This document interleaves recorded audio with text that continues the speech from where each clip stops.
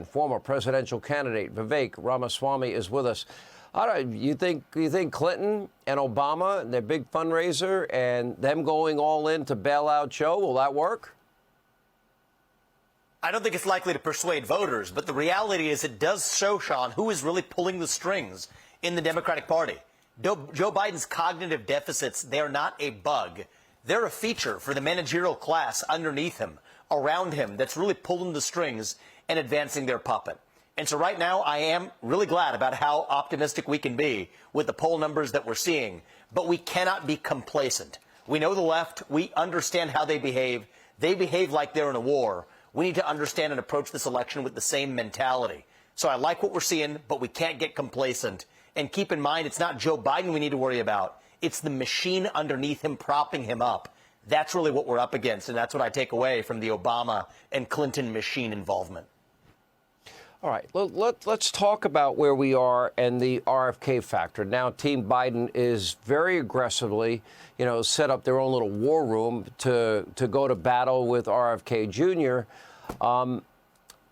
He's not conservative. I mean, I've interviewed him. He supported every left-wing radical Democratic candidate over the years. He wanted to be the Democratic nominee. They rejected him. He's a radical environmentalist, believes in the radical, new Green Deal and climate alarmism. His policies are far left.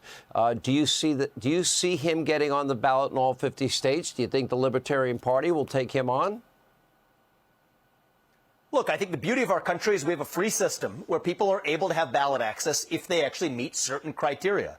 So the Democratic Party now is going to probably try to do everything they can to keep this man off the ballot, just as they were trying to stifle him when he was running as a Democrat. But the thing that has become clear, Sean, is that he's free to have his own views on the climate change agenda, which I do think is a threat to the sovereignty of the United States, on abortion, on a range of other questions where he's anti-Second Amendment. He's a range of issues that are not aligned with the Republican Party that better align with Democrats. And so if he does make it on the ballot, as if he does it by the rules he deserves ballot access to do, it should take votes away from the Democrats. And this should be a good development, not only for President Trump, but I believe for this country. Because what we need this November is a decisive moral mandate, a landslide of Reagan 1980, 1984 proportions. And I think we have an opportunity to do it. And if RFK being in this race helps that, you know what? I think that could be a good thing for this country. And I'm against any Democratic effort to try to remove him or keep him off the ballot, as they will try to do. You're on the campaign trail for President Trump. Have you thought at all about maybe joining his administration, should that happen?